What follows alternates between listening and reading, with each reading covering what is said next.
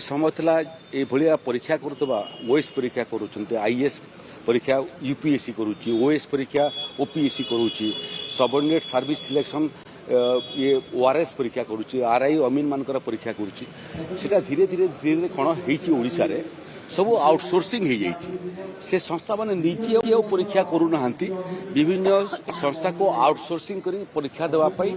से सुजोग दौरान जो मान पाखे ना इंफ्रास्ट्रक्चर अच्छी ना गुणात्मक मान अच्छी तेणु ओडिशा सरकार चिंता करुँचे मूल